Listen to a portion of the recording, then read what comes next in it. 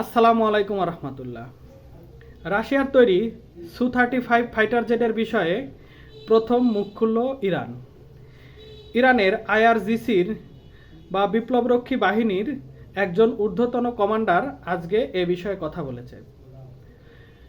Iran এই সু-35 পাওয়ার জন্য রাশিয়ার সাথে অনেক আগে চুক্তি করলেও রাশিয়া এখন পর্যন্ত ইরানকে সু-35 দিয়েছে কিনা এবং কতগুলো দিয়েছে, না দিলে কবে নাগাদ দিতে পারে এবং চুক্তি বাতিল হয়েছে কিনা, এই সকল বিষয়ে মুখ খুলেছে ইরানের বিপ্লবরক্ষী বাহিনীর একজন ঊর্ধ্বতন কমান্ডার।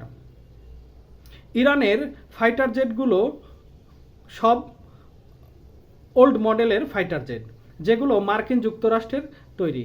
এই মার্কিন যুক্তরাষ্ট্রের তৈরি এই ওল্ড মডেলের ফাইটার জেটগুলোকে রিপ্লেস করার জন্য তারা চুক্তি করে রাশিয়ার সাথে।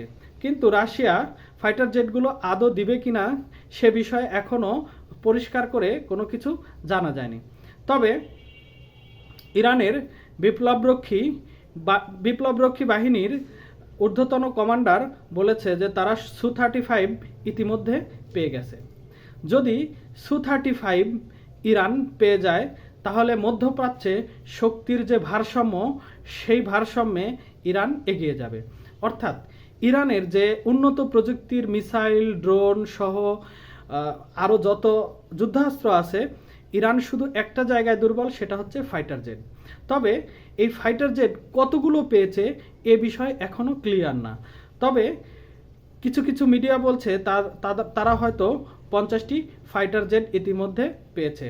আবার কিছু মিডিয়া বলছে সবেমাত্র তাদের দেশে এই ফাইটার জেটের বিভিন্ন যন্ত্রাংশ গিয়েছে, যারা এগুলা তৈরি করার কাজ শুরু করেছে।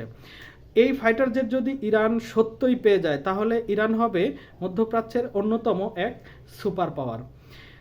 এছাড়াও ইরান নতুন এক ড্রোন, গাজাবাসীর উদ্দেশ্য করে একটা ড্রোন পরীক্ষা চালিয়েছে। এই ড্রোনটির নাম হলো গাজা। গাজাবাসীকে উৎসর্গ করে এই উন্নত প্রযুক্তির এই ড্রোনটির রয়েছে অত্যাধুনিক ক্ষমতা। এই ড্রোনটির ওজন 3100 কেজি। এই ড্রোনটি নিরবিচ্ছিন্নভাবে উড়তে পারে প্রায় 35 ঘন্টা এবং বহন করতে পারে 12টি বোমা। লক্ষ্যবস্তুকে রাডার ফাঁকি দিয়ে আঘাত করার রয়েছে এই ড্রোনের বিশেষ ক্ষমতা। উন্নত প্রযুক্তির এই ড্রোনটি শাহেদ ড্রোনের উন্নত সংস্করণ। অর্থাৎ এই ড্রোন প্রযুক্তির ফলে ইরান আরও এক ধাপ মধ্যপ্রাচ্যে ক্ষমতার লড়াইয়ে এগিয়ে গেল। ইরান ক্ষমতার ভারসাম্যে উন্নত প্রযুক্তি নতুন নতুন যোগ করেই চলেছে।